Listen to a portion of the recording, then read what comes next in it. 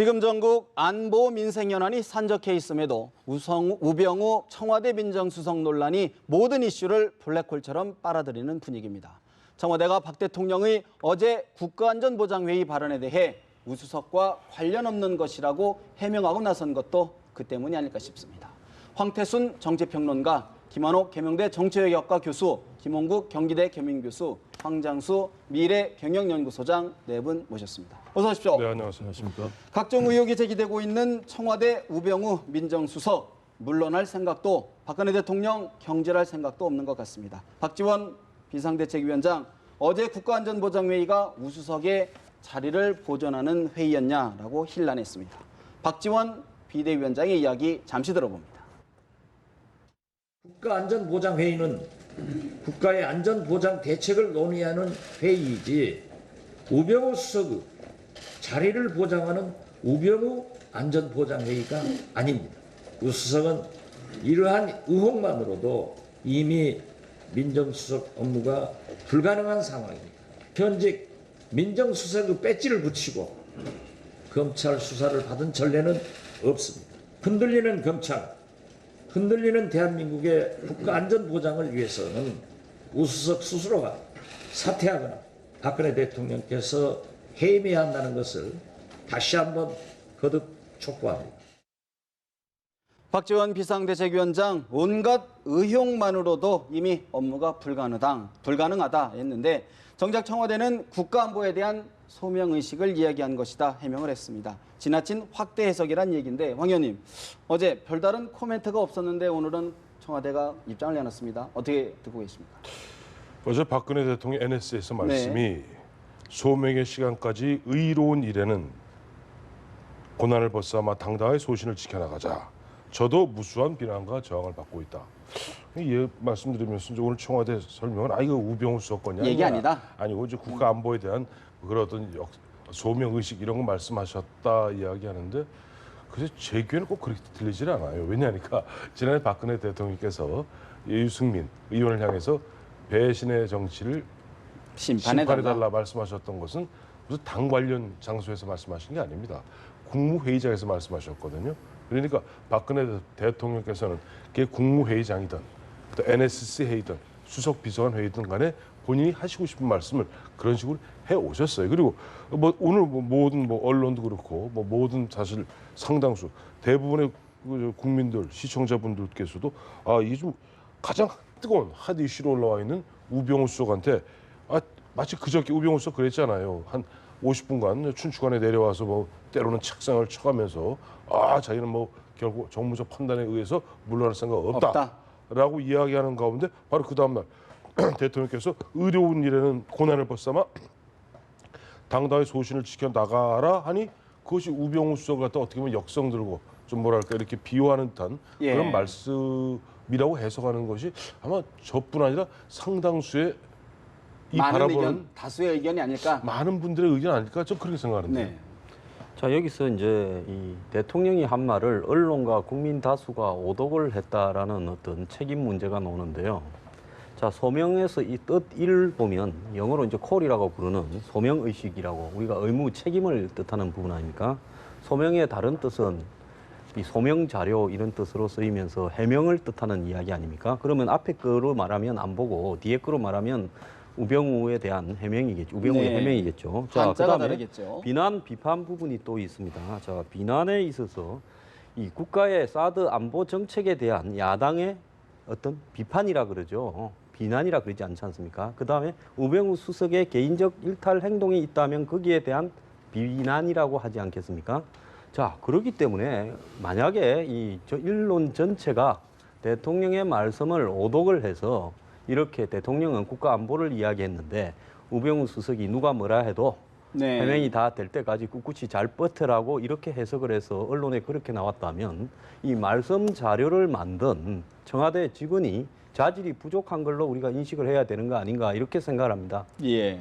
어떻게 보십니까? 사실은 해명 자료를 냈으면 어제 냈어야 된다. 그런 취지의 말로도 저는 듣기는데 어떻게 보십니까? 하루가 묵혀졌죠. 근데 이게 이제 오해를 더 많이 만들게 되는 이유인데 문제는 사실 두 가지 다 적용이 가능합니다. 그런데 국민들은 사실 사드나 안보 문제보다는 우병우 수석의 어떤 걸로 해석하는 경향이 굉장히 크죠. 그 심경이 반영됐다. 그렇죠. 근데 여기서 이제 왜 그러면은 박 대통령이 이렇게 강경한 입장을 천명을 하느냐. 이게 일종의 불가피성이 있다. 이게 이제 당 쪽에서도 친박이 거의 와해 상황에 있고 뭐 서포트해 줄 수 있는 지금 세력이 전무한 상황에서 청와대까지 흔들려 버리면 사실 굉장히 쉽지 않은 상황이 될 수밖에 없기 때문에 이런 어떤 본인의 어떤 강경한 입장을 천명할 수밖에 없는 것인데 문제는 이제 뭔가 좀 열어놓을 필요가 있었다는 거죠. 의혹이라든가 이런 것들은 좀 충분히 이게 밝혀져야 된다. 해서 이 청와대에서의 어떤 문제는 또 이 충분히 이렇게 밝힐 수 있는 시간적 여유라든가 뭐 이런 것들을 주는 그런 자세가 필요한데 여기는 뭐 아무 일 문제가 없는 고난과 뭐 이런 문제가 없는데 이게 이제 공격을 한다 뭐 이런 식으로 이제 비춰지는 것들이 조금 문제가 되는 상황이니까 야당에서 더 공격이 이제 치열하게 전개되고 있는 거 아닌가. 그런데 이제 상황을 보면 사실은 의혹은 점점 더 커지고 있거든요. 그래서 박 대통령의 고민이 점점 더 커지는 상황일 수밖에 없다. 그런 거죠. 말씀 주신 대로 더불어민주당 우상호 원내대표 박 대통령이 총선 전으로 돌아가고 있다라고 비판을 했는데 우상호 원내대표 이야기 마저 들어보고 추가 질문 드리겠습니다. 대통령의 치맛폭에 숨지 마라 이렇게 이야기했는데 오히려 대통령이 나서서 방어막을 쳐주었습니다. 대통령이 직접 국민과의 정면 대결을 선언하신 것입니다. 이렇게 하신다 그러면 총선 전으로 돌아가시는 겁니다. 지금이라도 대통령은 국민들을 실망시키지 말고 전면적인 인사쇄신, 전면 개혁을 통해서 국정 운영의 방식을 바꿔야 합니다. 민정수석도 본인 때문에 이 정부에 부담을 주는 우상호 원내대표 국민의 목소리에 귀 기울이는 대통령이 돼야 할 시점이다라고 따끔한 지적을 했는데 김 교수님, 그러나 청와대나 여권 일각에서는 연기만 피어오르지 뭔가 팩트가 없다, 뭔가 좀 한 방이 없지 않느냐 이런 이야기를 하거든요. 어떻게 보십니까? 지금까지 나와 있는 의혹들 그리고 말바꾸기라든가 이런 흐름들을 보더라도 사실은 이미 연기가 아니라 큰 불이 났습니다. 왜냐하면 대통령께서는 사실은 민정수석을 신뢰하고 그동안에 거의 뭐 대면 보고를 주로 할 수 있는 인물로 꼽는다면 사실상 비서실장도 못하는 거를 우병우 민정수석은 대통령의 신뢰를 받으면서 많은 대면 보고를 했을 정도로 리틀 김기춘이라고 불리울 정도로 최측근 중에 측근입니다. 대통령 물론 믿고 싶을 겁니다. 그렇지만 현재까지 나와 있는 의혹들 날마다 하루에 한두 개씩 새로운 것들이 나오고 있습니다. 본인뿐만 아니라 이제는 부인의 농지법 위반이라든가 아들의 병역 관련이라든가 그러니까 그동안에 우 수석은 자신 있게 살아왔다고 얘기했겠지만 워낙 금수저로 살아왔기 때문에 본인이 갖고 있던 그런 삶의 행태에 대해서 국민들이 느끼는 감정들을 전혀 모르고 있는 거죠. 그래서 그동안에 언론과의 한 번도 접촉이 없었는데 이 청와대 기자들을 만나서 신문으로 책상을 칠 정도로 사실은 굉장히 무례한 거죠. 있을 수가 없는 그런 행태인데 이런 상황이 전개되는 데 대해서 대통령은 불안감을 느낄 겁니다. 앞으로 국정 앞으로 잘 끌어가야 되는데 그런 부분에 대한 걱정이 있겠지만 굉장히 맞지 않는 얘기들, 메시지도 그렇고 발언의 강도도 그렇고 거기서 그런 얘기 나왔습니다. 대통령께서 무수한 비난과 저항을 저도 받고 있다. 그리고 이 저항에 대통령이 흔들리면 나라가 흔들린다. 또 어떤 비난에도 굴하지 않아야 한다. 굉장히 강도가 높기 때문에 이 사안이 외교적, 안보적 사안뿐만 아니라 우병우 민정수석 건으로까지 비화가 될 수밖에 없는 겁니다. 지금 상황은 저는 과거 천막 당사로 갔을 그 시대에 더 이상 버금가는 정말로 엄청난 사안이고 국가의 기강이 사실은 어려울 정도로 흔들리고 있는 상황이기 때문에 대통령이 비상한 각오로 정말 국민들을 받드는 그런 심정으로 지금 상황을 맞아야 된다고 봅니다. 그런데요, 지금 정진석 새누리당 원내대표 우병우 민정수석을 국회 운영위원회에 출석시킬 생각이 있다라고 언급을 공식적으로 했어요. 말 그대로 해명을 듣겠다는 것인지 아니면 일종의 사퇴 압박인지 좀 헷갈리는데 어떻게 보십니까? 그 전에 그만두란 얘기죠. 지난해 죄송합니다. 지난해 정인의 문건 나왔을 때 당시 국회 운영위원회에서 김기춘 실장 나왔죠. 그때 뭐라 그랬어요? 김영환 민정수석 나와라. 김영환 민정수석이 민정수석이 나간 관례는 없습니다. 딱 한 번 문재인 민정수석 당시에 문재인 민정수석이 자기와 관련된 문제에 해명을 해서 나온 적은 있으나 민정수석이 나온 관례가 없습니다. 버티다가 항명파동 나서 이거 그만두지 않았어요? 실제 보면은 지금 모르겠어요. 8월 임시국회 열릴지 모르겠습니다만은 지금 미루어 짐작하되 9월 정기국회 들어가면 국정감사되면 본격적으로 국회 운영위원회에서 청와대는 청와대에 대한 국정감사가 있습니다. 이제 그때 뭐 나와라 못 나온다. 네. 근데 사실은 제가 봤을 때는 박지원 국민의당 비대위원장 위원장. 그런 말씀하시지 않았어요? 이번 주에 그만둘 것이다. 저는 뭐 이번 주까지인지 모르겠습니다만 지금 이런 식으로 보면 계속 의혹이 그야말로 꼬리에 꼬리를 물고 나고 있고 그 의혹의 문제는 차치하더라도 제일 중요한 것은 우리나라 검찰 역사상 68년 만에 현직 검사장이 바로 구속되고 영화의 몸이 되지 않았습니까? 근데 이 사람을 갖다 승진 인사하는데 인사 검증한 그 바로 인사 검증의 주체가 누구였습니까? 바로 우병우 민정수석이 지휘하는 민정수석실이었어요. 민정수석실에서는 계좌 추적, 숨긴 차명 계좌라든가 차명도는 확인해볼 방법이 없다. 아니 근데 그 진경준 그 검사장이 차명입니까? 실명이죠. 4억 2,500을 실명 통장에 꼽아줬죠. 그리고요, 이거는 말이 안 되는 이야기인 게 그리고 실제 보면요, 제 주변에도 보면은 뭐 이렇게 뭐 고위 공직하면서 보면 반드시 보면 청와대 이 뭐 검증을 받기 위해서 동의서를 써야 됩니다. 두 가지 하게 돼 있죠. 개인 정보를 갖다가 열람해도 좋다는 것. 또 하나는 본인과 관련된 본인과 배우자 직계 좀비 속에 대해서 계좌 추적해도 좋다는 동의서에 도장을 찍어줘야만이 인사 검증이 됐는데 시작이 되고 네. 그걸 통과해야만이 뭐 승진을 하던 뭐 감투를 쓰든 합니다. 그러면 당연히 이걸 했었어야 돼요. 그에 대한 실패했잖아요. 책임을 우수석이 나중에 의혹은 의혹 문제. 전 그래요. 이 의혹 부분 중에서 일단 우병우 수석 입장에서는 자기가 뭐 억울한 측면도 있고 아 진짜 내가 누명 쓴 부분도 있을 수 있어요. 그거는 검찰 수사를 받아서 누명을 썼으면 벗으면 되는 겁니다. 근데 그 앞서 진경준 검사장을 제대로 하지 못한 부분에 대해서는 너 책임을 져야죠. 져야 된다.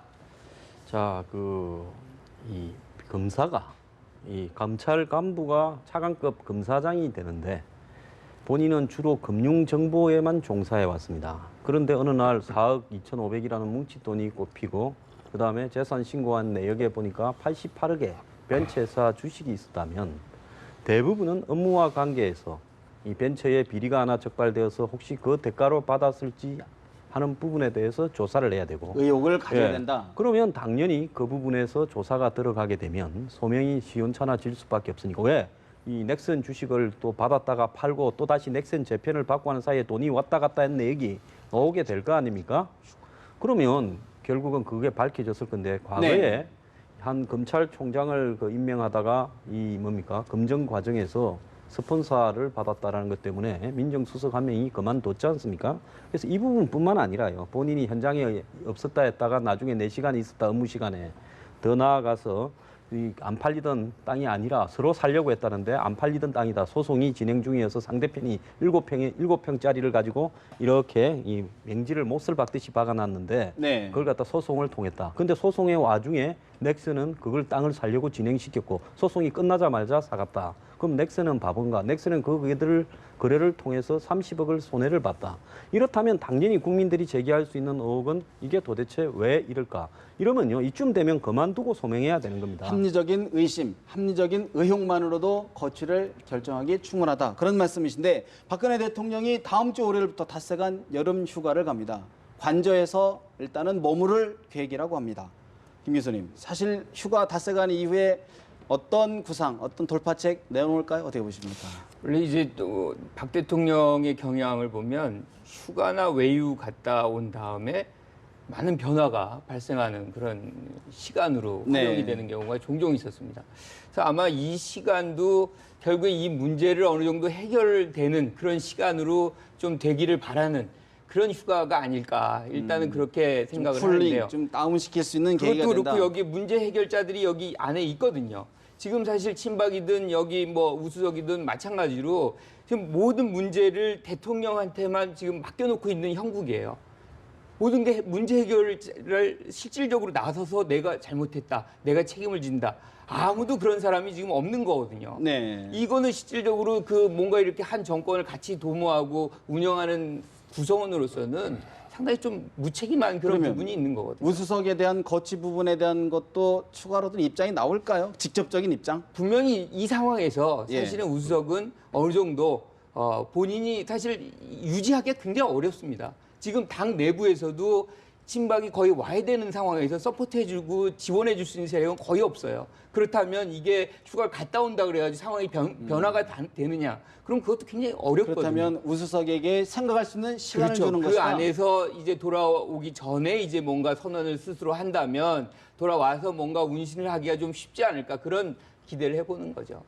네, NSC 이름이 바뀌어서 우병우 안전보장회의가 돼버렸지 않습니까? 박지원 비대위원장이 말에 따르면 거기서 나온 그 박 대통령의 발언의 강도로 봤을 때는 저는 박 대통령은 우수석을 일단은 지키고 싶어하는 그런 마음이 굉장히 강하다고 봅니다. 휴가 기간 동안에 분명히 그동안 박 대통령이 휴가를 가시거나 아니면 해외 뭐 순방이라든가 일정을 갔다 오면 그 사이에 국민들의 시각이 어느 정도 좀 안정적으로 가면서 대부분 지지율이 다시 상승하는 그런 흐름을 보였습니다. 그런데 최근의 흐름을 보면 사드 배치 문제라든가 이번 우병우 수석관으로 해서 지금 TK 지역의 지지율도 굉장히 부정적 전망이 지금 늘었다는 조사들이 오늘 지금 네네, 쭉쭉 나오고 올라왔죠. 있습니다. 예. 그런 흐름들을 보면 역시 위기의식을 느낄 수밖에 없는 거거든요. 그렇기 때문에 이 휴가 기간을 어떤 국민들에게 안정을 찾는 그런 기간으로 활용할 것이다. 그리고 그 기간 동안에 뭐 여러 가지 서류를 보면서 국정에 대한 구상을 할 텐데요. 네. 저는 우병우 수석관에 대해서는 대통령의 발언의 강도 그리고 그 지킴의 강도로 봐서는 일단은 우병우 수석의 일들이 계속 갈 것 같습니다. 자칫하면 이것이 호미로 막을 일을 가래로 막는 그런 상황이 될 수도 있다. 일단은 지켜볼 것이다. 그렇습니다. 그 신뢰도가 지금 굉장히 강하기 때문에 지켜보면서 이 상황이 좀 악화되지 않을까 이런 좀 걸 이런 전망을 해봅니다. 박근혜 대통령은 우병우 수석에 대한 공격이라고 보지 않는 것 같아요. 아, 자신에 대한 공격으로 보는 것 같습니다. 흔들기다 자신에 우리 이런 대한. 거 있죠. 옛날 병법에 보면은 장수를 떨어뜨리려면 장수 어디를 쳐야 되는 줄 아세요? 장수가 타고 있는 말에 다리를 치면 됩니다. 그러니까 지금 보면 박근혜 대통령은 임기 말에 보니까 주변에 동시다발적으로 터지는 것이 당에서는 당대로 이른바 보면 녹취록이 녹취록. 터지면서 서청원 저 의원이 어떻게 출마가서 봉쇄되고 이 보니까 청와대에서 이도 현기환 터지고 전 수석까지. 이게 뭐냐니까 자기 자신에 대한 어떤 부당한 공격으로 인식하는 것이 아닌가. 마치 이게 뭐냐 1999년이죠. 그 당시 김대중 대통령 2년 차 때 그 당시 온 로비 사건이 터집니다. 김태정 법무장관 부인이 뭐 온 로비 사건에 연루됐다. 그야말로 부글부글 끓었죠. 그다음에 해외 출장 갔다 돌아오시는 길에 기내에서 기자들하고 간담회하면서 어느 기자가 물으니까 당시 김대중 대통령이 역정을 냅니다. 역정을 내면서 그 기자가 묻습니다. 다시 법적 책임은 없어도 도덕적 책임을 물어서라도 법무장관을 경질해야 되는 거 아닙니까? 그때 김대중 대통령 머릿속에 이게 지금 보면 50년 만에 수평적 정권 교체가 네. 되는데 보수 세력들이 다시 이제 공격을 해오는구나. 그렇게 인식하셨던 네. 거예요. 그때 나온 얘기가 언론이 마녀 사냥을 한다고 어떻게 장관을 경질합니까? 역정을 내듯이. 그 워딩이군요. 그 워딩이 바로 그 유명한 언론이 마녀 사냥을 한다고 어떻게 장관을 경질합니까? 말씀하시는데 지금 박근혜 대통령이 어제도 고난을 벗삼아 당당하게 소신을 지켜나가야 된다고 말씀하신 것은 바로 그런 느낌과 이것은 우병우 수석을 공격하는 것이 아니라 서청원 의원을 공격하는 것이 아니라 이미 자기 자신을 갖다 공격해 오는 것이라고 인식하는 것이 아닌가. 그렇기 때문에 우병우 수석 개인의 문제가 아니기 아니다. 때문에 아까 말씀하신 대로 지금 이번에 뭐 본인이 5박 6일 동안 휴가 갔다 오신다고 합니다만은 당장 보면 뭐 박지원 원내대표 말씀대로 경질해갖고 어떻게 보면 이걸 우수석 당신이 억울하더라도 이거 갖다 소명을 해라. 이게 어디 옳은 방향인데 그 우수석에 대한 문제가 아니라 자기 자신에 대한 공격으로 보고 계시는 것 같아요. 멀리 뭐 DJ 때까지 갈 거 없이요. 가까이서 보면 작년이 1월 달입니까? 네. 이완구 총리를 내세워서 자원외교 사자방 등에 대한 부패 척결을 하려 했는데 성한종 씨 문제가 터지면서 총리가 날아가고 부패 척결이 좌절됐죠. 그러면서 친박들 여러 명이 수사 대상이 되지 않았습니까? 이번에 그 2차전이라고 보는데요. 결국은 여권 내부에서 지금 이 최유정, 정운호가 이제 네, 해난 법조 예. 비리 게이트가 비화되면서 홍만표로 갔다가 이제 홍만표가 이 진경준으로 넘어가다가 김경주를 예. 통해서 우병우로 오는데 그다음에 당의 녹취록 사건이 같이 터졌습니다. 이 부분을 보면요. 여권 내부의 핵심에서 지금 전당대회에서 당권을 잡고 그걸 바탕으로 이 의원 집정부제 개헌을 밀어붙이고 그리고 대권 주자로서 반기문 유엔 사무총장을 밀고 이런 어떤 일정의 플랜이 있을 거고요. 예. 이렇게 가기 위해서 이 방해가 되는 부분에 있어서 총선 패배 이후에 사정 드라이브로서 부패 척결을 좀 간다. 그러면서 그 칼날이 롯데나 대우조선 수사에서 결국은 이명박 그리고 이제 전 정권을 향해서 가지 않았습니까? 비박들도 있을 거고요. 이래 되다 보니까 이쪽에서는 이 자신들의 생존과 더 나아가서 결국 이 당권 이런 부분에 대한 예. 대결로 간주하고 한마디로 한 열흘 사이에 폭탄이 몇 개 터지면서 지금 어떻게 됐습니까? 당 정청이 초토화되는 형태로 가고 있거든요. 예. 그래서 박근혜 대통령이 이 부분을 쉽사리 못 버리는 이유는요. 이 성격 자체가 지금 사정 드라이브를 지휘하는 우병우라는 사령탑을 이렇게 놓치게 되면 그다음에 이 법무장관, 검찰총장은 또 어떻게 할 것인가 이러면서 여기에 마지막 회심의 카드, 임기 말까지 가는 이것이 전체적으로 이 구상이 상당히 오랫동안 치밀하게 잡혔을 건데 다 무너져 버리니까 재집권 시나리오가 예, 다 흔들린다. 무너져 버리니까 이 부분을 놓게 되면 그다음에 어떻게 수습해서 가야 하는가 하는 부분에 대해서 엄두가 안 나와서 그럴 수 있는데요. 문제는 뭔가 하면 그래도 지금 빨리 정리해서 당은 당대로 지금 예를 들어서 뭐 새로운 이 친박 후보를 안 그러면 기존 있는 사람 중에서 친박 성향을 밀어서 빨리 정리하고 곳곳을 수습해서 다시 판을 짜서 가는 게 낫지. 이걸 버티면서 계속 가다가 매를 더 맞고 지지율이 더 떨어지고 이렇게 되면 나중에 수습할 능력을 상실한다는 겁니다. 제가 봤을 때 이런 예를 정치권에서 여러 번 지켜본 바로는요. 우수성 못 버팁니다. 수습 불가 상황에 오기 전에 정리를 할 필요가 있다. 예, 늦었을 때가 빠른 거죠. 늦었을 때가 빠른 것이다. 네, 그것이 지혜로운 해법이라고 봅니다. 왜냐하면 그렇지 않으면 박 대통령이 굉장히 큰 정치적 위기를 맞을 수 있고요. 아까 우리 황태순 평론가께서 잘 말씀해 주셨지만 대통령께서는 스스로에 대한 공격이라고 보는 거죠. 왜냐하면 현기환 정무수석건이 이제 녹취록 사건에서 정무수석은 전 정무수석이지만 결국은 대통령의 분신이나 다름없고요. 또 지금 민정수석, 다시 말해서 청와대 양대 축인 정무수석과 민정수석이 다 공격을 받고 있는 축이다. 네. 그렇게 됐을 경우에는 사실상 청와대가 앞으로 진행하려는 임기 후반기에 여러 가지 구상들이 다 어그러지고 있는 상황이고요. 그런 측면에서는 빠르게 우수석이 정리를 네. 하고 그래서 만약에 검찰 수사에서 정말로 억울하다는 판정이 내린다면 다시 기용할 수도 있는 거죠. 물론 그런 일이 쉽지는 않겠지만 저는 그런 식으로 국민들의 마음을 헤아리는 국정을 해야 해나가야지 된다. 지금 국민의 뜻에 거슬려지는 이런 상황으로 가게 되면 도리어 더 위기가 커질 겁니다. 다음 달 전당대회 8월 9일 전당대회를 앞둔 새누리당 비박계 친박계 주자 사실 우병우 수석의 거취를 놓고도 의견차가 있는 것 같습니다. 정병국 의원의 이야기를 먼저 좀 들어볼까요? 부분을 가지고 조율할 필요는 없고요. 저도 대통령을 모신 입장에서 대통령의 누가 되는 일은 없도록 해야 된다 하는 겁니다. 대통령을 모시는 사람이 비록 억울하고 자기 스스로가 아니다 하더라도 이런 구설에 올랐다 하는 것 자체가 대통령을 모시는 사람으로서의 자격이 없다. 그렇게 생각을 하고 조속히 스스로 거취를 결정하는 것이 대통령을 모시는 사람의 태도다. 저는 이렇게 봅니다. 정병국 의원 구설에 올랐다는 것만으로 그 자체만으로도 자리에서 물러나야 된다라고 이야기를 했는데 친박계죠. 이정현 의원 같은 경우에는 좀 더 지켜보는 게 순서라는 입장을 보이고 있습니다. 이정현 의원의 이야기 마저 들어봅니다.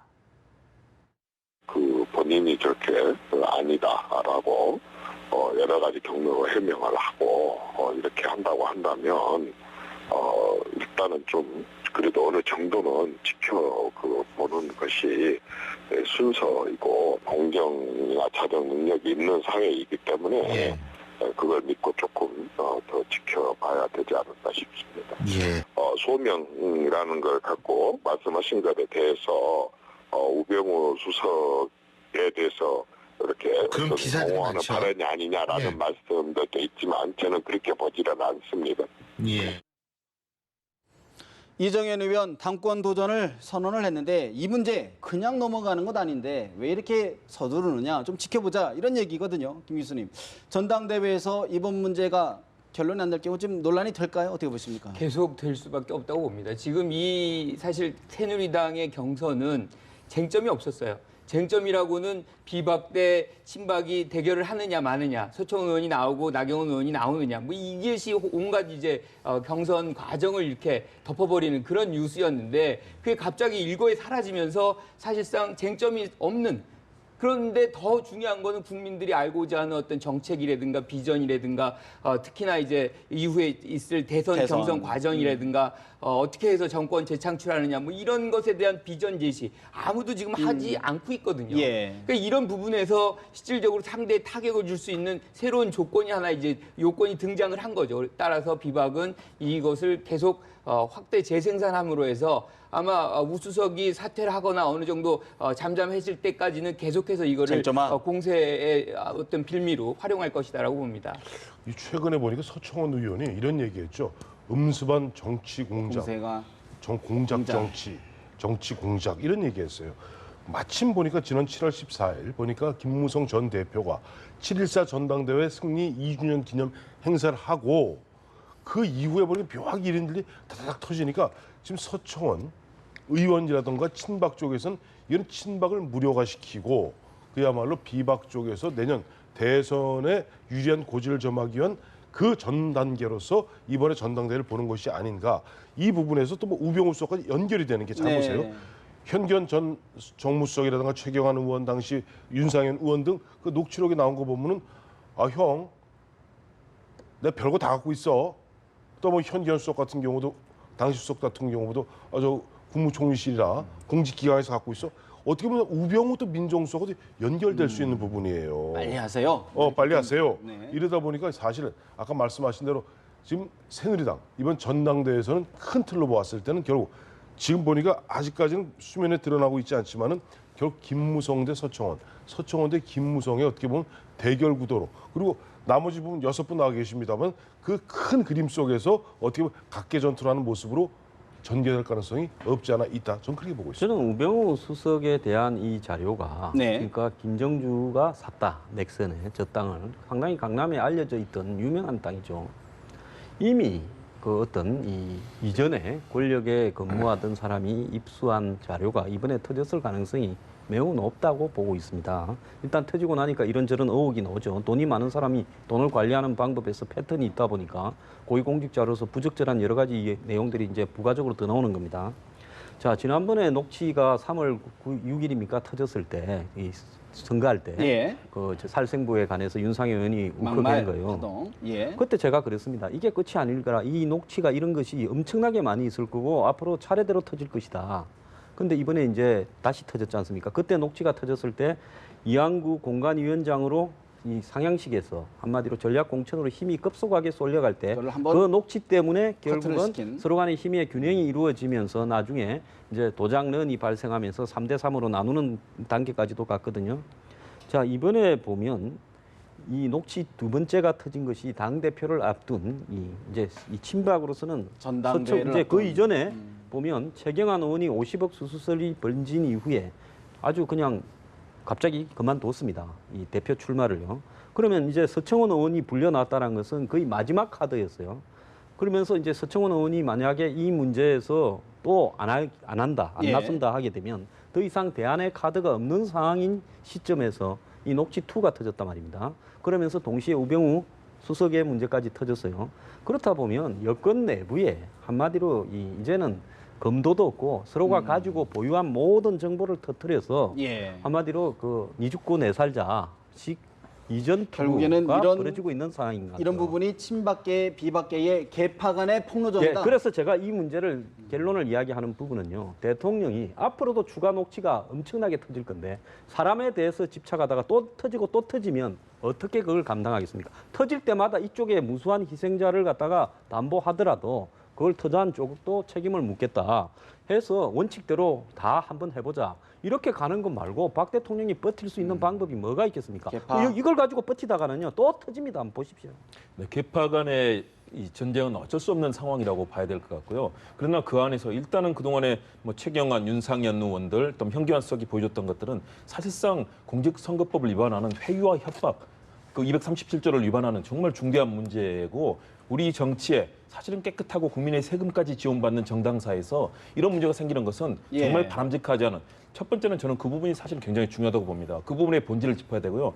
두 번째는 현기환 전 정무수석과 이번에 이 우수석 같은 경우 특히 우수석 같은 경우는 별명이 그렇습니다. 리틀 김기춘. 그다음에 이 상징하는 어휘들이 최근에 나오는 보니까 아나무인 그리고 오만방자 그다음에 거칠 것 없다. 이런 표현을 주변에서 대부분 쓰고 네. 계십니다. 이거 다 언론에도 다 이미 보도가 됐습니다. 예. 그렇다면 대통령을 모시는 사람의 이 더구나 수석입니다. 정말 국민을 향해서 겸허하게 대통령을 모셔야 되는데 그동안 보여줬던 모습들이 결국은 이런 상황으로 번지게 만들었고 대통령이 국정을 운영하는 데 있어서 큰 부담이 되고 있다. 그렇다면 이번 전당대회에서도 이 부분은 어차피 얘기가 될 수밖에 없는 새누리당이 큰 상처가 될 수밖에 없습니다. 그래서 당에서 좀 더 저는 진상을 밝히고 예. 또 국민들에게 소명할 수 있는 부분을 소명하면서 거듭나는 계기로 삼아야지 이 부분을 뭐 누가 폭로했기 때문에 문제다 이런 식으로 가는 것은 바람직하지 않다. 그런 이렇게 의미에서 봅니다. 이진곤 신임 새누리당 윤리위원장 그냥 넘어갈 문제 아니다라고 이야기했는데 이진곤 신임 윤리위원장의 이야기 잠시 들어봅니다. 윤리위원회도 이제 앞으로 회의를 하게 되면 이 문제를 일단 논의를 해야 하지 않겠느냐. 예. 이 문제를 그냥 우리 모르겠어. 이러고 지나갈 사항은 아니다 이 말이죠. 그러게요. 일단 회의를 다음 주 수요일로 잡아놨습니다. 왜냐하면 이게 우리 전부 외부 인사니까 최대한으로 빨리 좀 땡겨달라 이랬는데 그게 다음 주 수요일에나 가능하다. 이진곤 신임 윤리위원장 모르겠다. 이러고 지나갈 사안 아니다라고 이야기했는데 황 의원님. 아유 말씀이야. 맞는 말씀이세요. 그냥 지나가면 되겠습니까? 근데 저는 전에 조금 앞서 보니까 이제 우상호 이제 더불어민주당 원내대표가 박근혜 대통령께서 총선 이전으로 돌아가시는 것 아니냐는 걱정. 가만히 보세요. 총선 참패하고 난 다음에 박근혜 대통령도 한 두어 달 사이에 많이 변했어요. 유승민 의원도 7명 복당도 사실은 순순히 받아들여준 편이었고 그 나머지는 또 126명 새누리당 의원들 한 사람 한 사람 맞춤형 인사도 하면서 그랬는데 앞서 말씀드린 대로 본인에 대한 공격이 있네. 어떻게? 이제 강하게 쉴드를 치고 나오겠죠. 이런 상태에서 전당대회에서 결국 이진권 윤리위원장 말씀대로 뭐 확인은 해야 될 텐데 네네. 실제 그것이 전당대회에 직접 영향을 줄 수 있는 그런 상황에서 쉽겠는가. 결론은 못 낼 것이다. 결론은 못 내고 그냥 흐름 전체는 조사는 하되 결론은 나중에. 그래서 8월 8구 전당대회에서 새로 뽑힌 어떤 당 대표가 그것을 수습해 나가는 그런 모습으로 갖추어지지 않을까 싶은데 앞서도 말씀드렸는데 큰 틀에 있어서는 지금 김무성 대표를 중심으로 한 비박계 그다음에 서청원 의원이 그래도 지금 노장까지 버티고 있는 친박계가 만패불청에 다 또 개파 싸움으로 다시 번져버리고 만 거예요.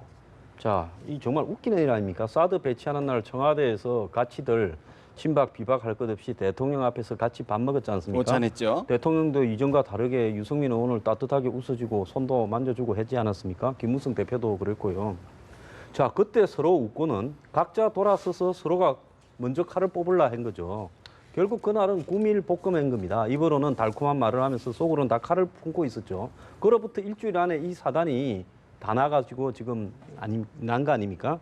자, 여기서 이제 중요한 것은요. 민주정당의 정치 운영에 있어서 중요한 의사결정이나 판단, 즉 공천이나 당 대표를 뽑거나 또 앞으로 대선 후보를 뽑는 과정들이 그야말로 민주적인 어떤 이 프로세스를 통해서 후보 출마를 결정하고 그것을 통해서 당파는 있을 수 있습니다. 개파도 있을 수 있고요. 누가 더 옳은지를 갖다가 당원이나 대의원한테 알리고 그 국민적 선택을 받아서 가는 방향으로 가야지요.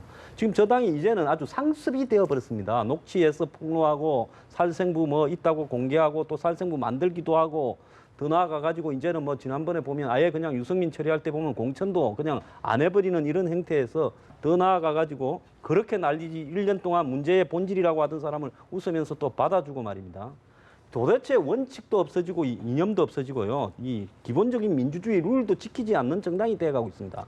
만약에 정치평론을 하시던 이진권 위원장께서 윤리위원장으로 하려고 하면요. 새누리당의 기본적인 틀이 이 민주주의의 기본적인 질서와 법칙에 맞게 운영되도록 해야 된다는 겁니다.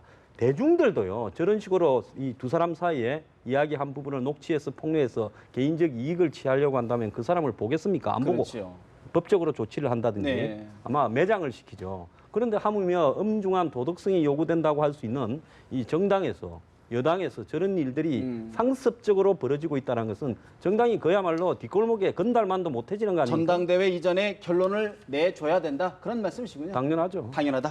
사실 전당대회 굉장히 중요합니다. 하지만 지금 나와 있는 얘기들은 이건 위법 행위하고 연관이 되어 있는 겁니다. 다시 얘기하면 녹취록이 나와 있는 것들은 선거법 위반의 소지가 굉장히 크거든요. 국민들은 지금 보고 있는 거고 이게 위법 사항이 나왔는데 조사를 안 하고 간다.